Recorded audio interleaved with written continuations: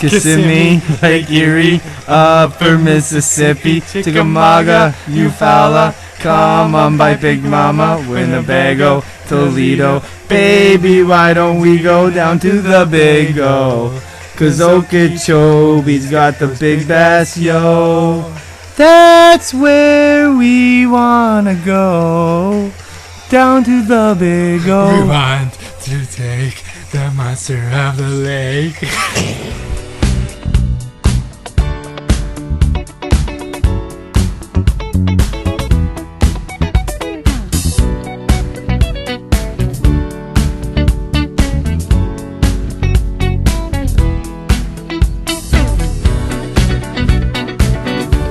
Hey everybody, welcome to episode 6 of Fishing Outrageous Radio. I'm here today with 11-time Bassmaster Classic qualifier. He has over 25 top 10 finishes.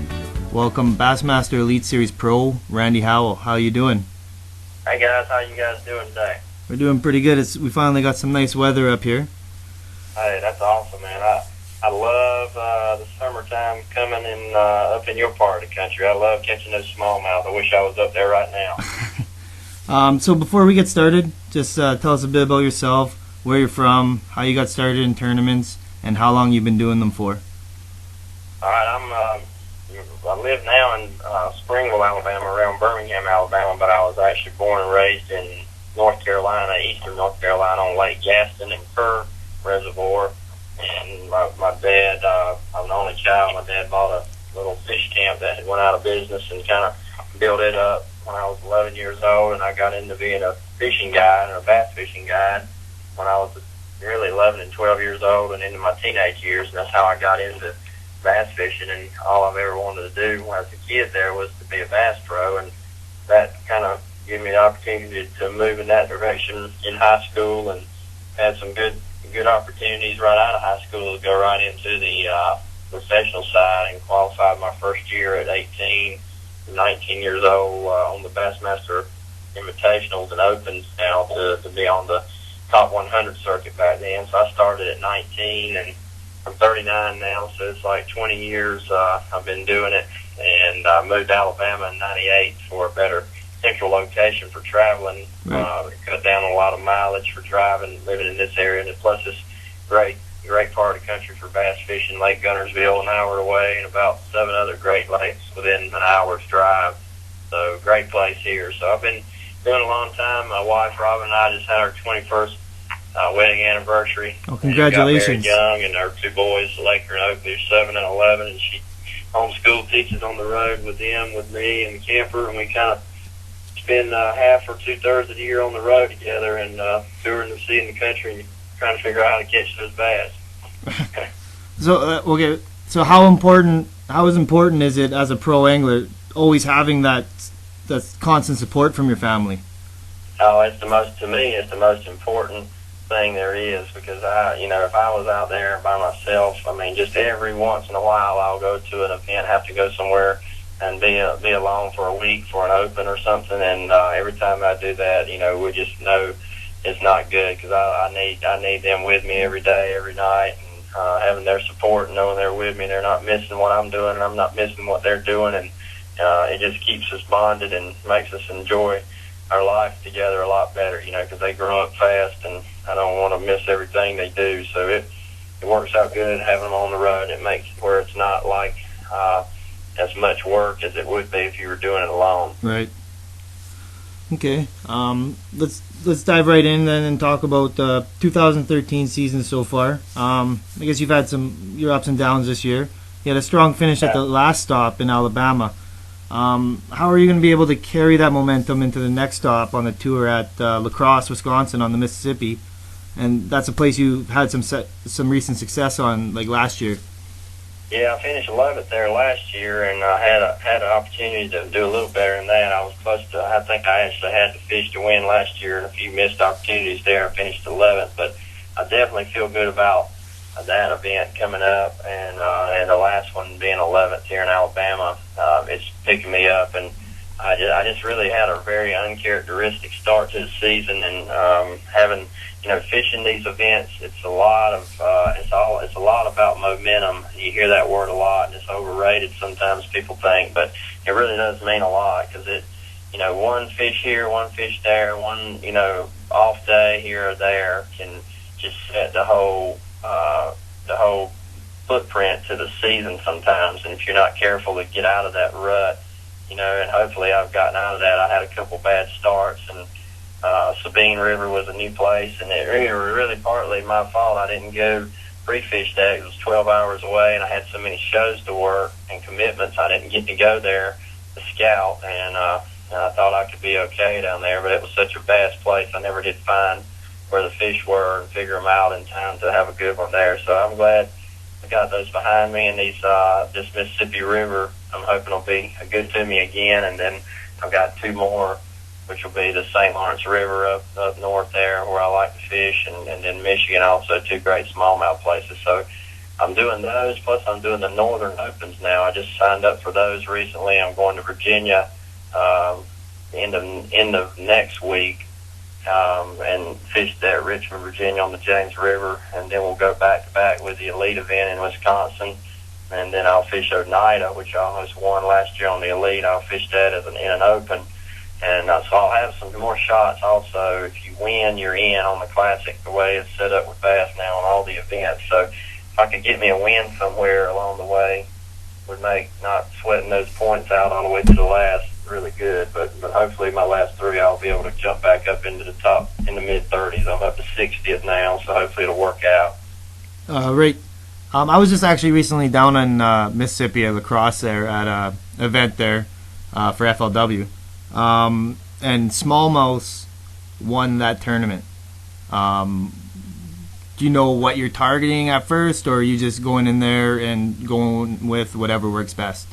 Well, I'll always start out with, in practice with whatever I start finding out, whichever fish I can catch. If it weighs 2.5 or 3 pounds or average, I'll weigh him in. That's the way I look at it. I don't know for sure yet. I know last year it was mostly dominated by largemouth, and I think this time it will be probably too, just because we're fishing at the same time of the year, and the smallmouth are a lot better in the pre-spawn and spawn period, but then after they spawn out and start moving out, they become a little more elusive than the largemouth. And those largemouth are up there with that mayfly hatch every time when we're there, like last year, and that grass is all up good, and the largemouth are fat and healthy, and they just end up outweighing the smallmouth, I think.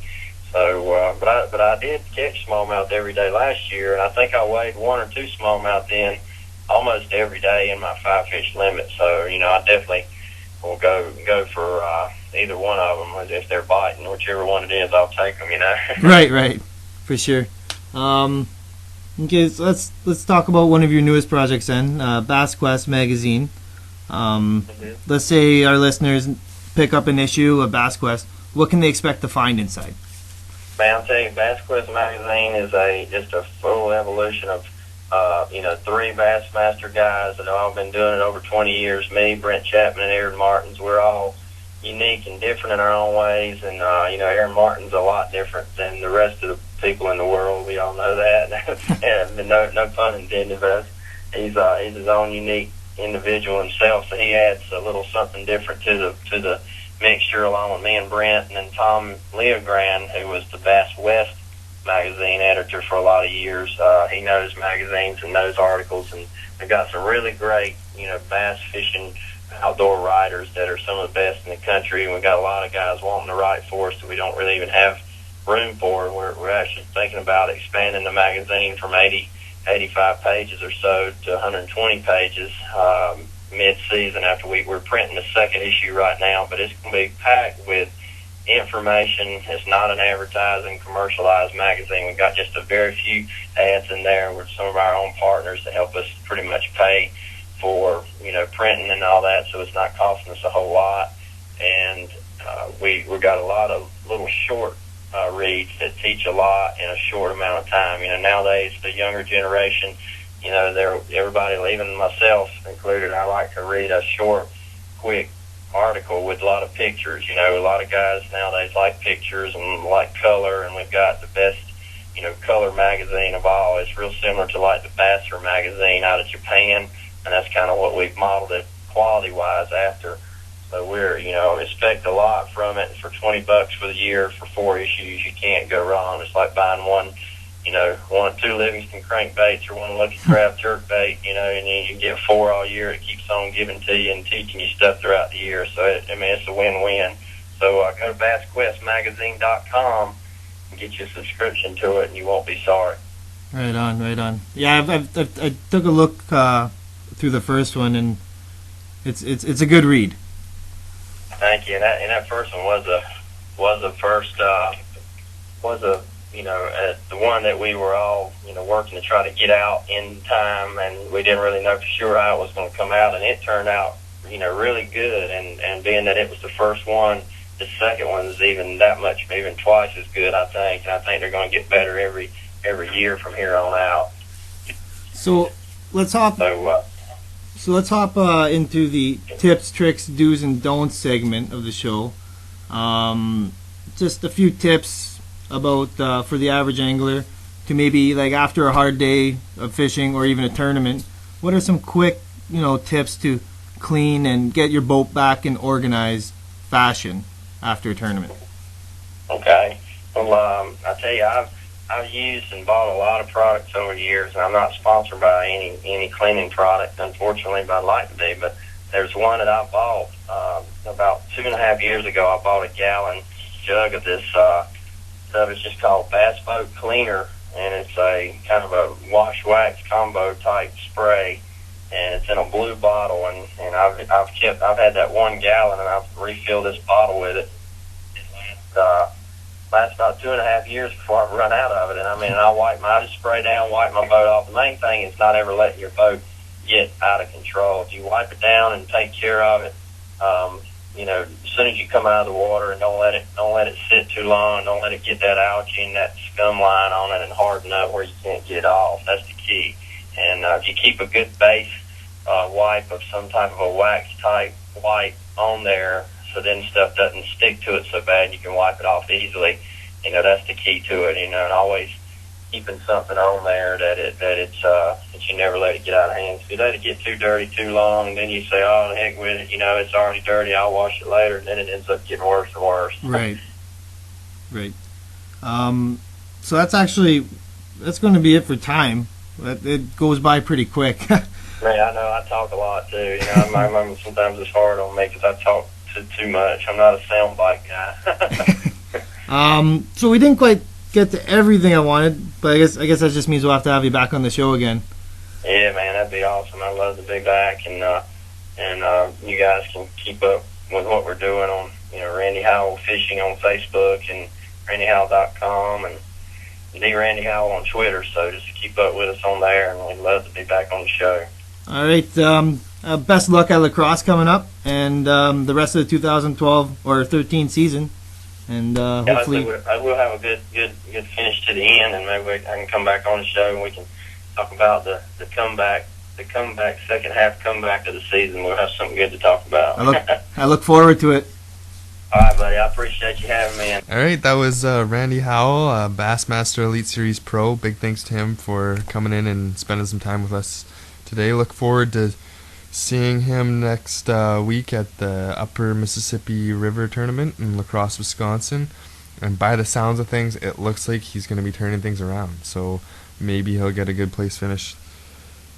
Brings us to the prize pack segment of this episode. We are going to draw the prizes for the last 2 episodes where we combine them for the 3 13 fishing prize packs. And here we go. James is going to draw from the lucky hat. We're going to start with 3rd place for the 13 fishing ball cap. Okay. Big money, Miami. Stop. And 3rd place winner of the 13 fishing ball cap is Chad. I'm not sure how to pronounce that last name. So you're Chad from International Falls. Congratulations. 2nd place. 2nd place, and the winner of the 213 fishing ball caps is Brandon Schultz from Ortonville, Minnesota. All right, congratulations. Now for the 13 Fishing Omen Rod and Ball Cap. Big shout out to 13 Fishing for sending that stuff in so we could give it out to you guys. Here we go. The lucky winner is Samantha Boyce.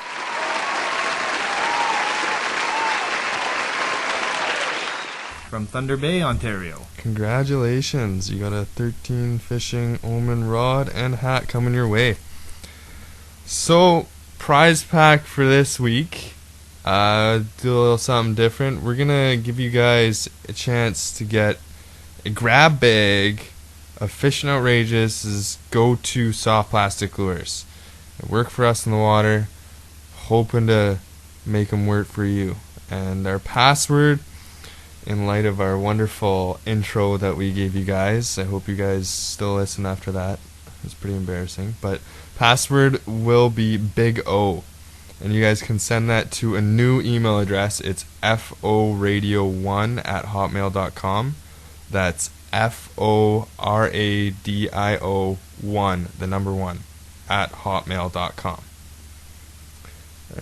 And brings us to thanking our sponsors for making this happen. We got Crestliner Boats, Smith's RV Center, DNR Sporting Goods, Chronicle Journal, and Big Ed's Exchange. It's a mouthful sometimes. And big thanks to you guys, you listeners. You guys make this happen. Without you guys, we probably wouldn't have views, and we'd get discouraged and never do this again. So if you don't want us to do this again, you probably shouldn't listen. But please listen. Please. And that's it for this episode. Until next one, keep fishing outrageous.